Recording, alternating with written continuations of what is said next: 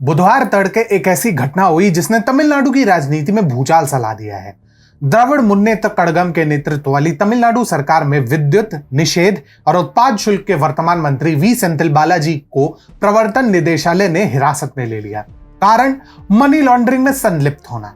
यह केवल एक गिरफ्तारी नहीं है, दशकों से चले आ रहे तमिलनाडु की कुत्सित राजनीति पर एक अप्रत्याशित प्रहार है। नमस्ते, यह है टीएफआई और मैं अनिमेश पांडे तमिलनाडु में हाल की उथल पुथल के पीछे की गतिशीलता को सामने लाऊंगा और यह भी बताऊंगा कि इससे सबसे अधिक लाभ किसे और क्यों होगा। तमिलनाडु में नौकरी के लिए नकद संबंधी घोटाले में सेंथिल बालाजी के घर पर धावा बोला। अगली सुबह बालाजी को एक अनिवार्य चिकित्सा परीक्षण के लिए चेन्नई के उमांदुरार सरकारी अस्पताल में ले जाया गया, जो आधिकारिक गिरफ्तारी से पहले एक प्रथागत अभ्यास है। फिर क्या था, बालाजी महोदय जैसे ही टेसुए टपकाने लगे, बवाल मच गया। उनके समर्थक सुबह सुबह ईडी की कार्रवाई के विरुद्ध अपना विरोध जताने के लिए जल्द से जल्द उस स्थान पर जमा हो गए। स्पष्ट तनाव, रैलियों में जुटे समर्थक और आंसुओं में डूबे एक पूर्व आधिकारिक व्यक्ति की दृष्टि राजनीतिक प्रभाव से भरे एक दृश्य के लिए बनाई गई थी। शॉर्ट में कहे तो नौटंकी भरपूर चल रही थी। क्या स्टालिन, क्या कांग्रेस स्वयं भ्रष्टाचार के विरुद्ध कभी नारा बुलंद करने वाली आम आदमी पार्टी तक इस आरोपी के समर्थन में नारेबाजी करने लगी। समय समय की बात है बंधु, परंतु खेल तो यहीं से प्रारंभ होता है।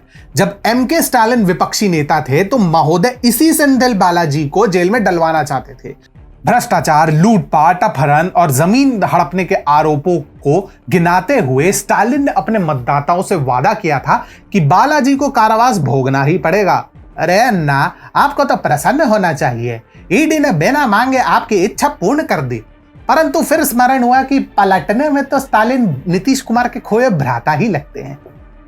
अब ऐसे अवसर को भाजपा के धाकड़ राजनीतिक के अन्नामलाई अपने हाथ से कैसे जाने देते। प्रारंभ से ही डीएमके पर आक्रामक रहे अन्नामलाई ने बालाजी के बारे में स्टालिन की पुरानी बयानबाजी की ओर ध्यान आकर्षित किया।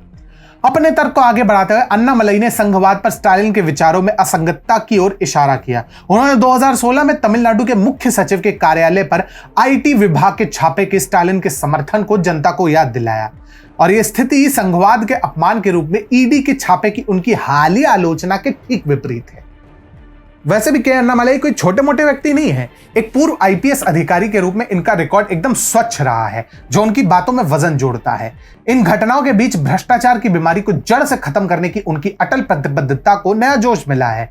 वह अब तमिलनाडु के राजनीतिक परिदृश्य को साफ करने के लिए दृढ़ निश्चयी प्रतीत होते हैं, जो उनके विचार में एमके स्टालिन जैसे द्राविड़ राजनेताओं द्वारा कलंकित किया गया है। ऐसे में इनके विरुद्ध कोई फर्जी एक्शन लेना आग को मुट्ठी में भींचने के बराबर होगा।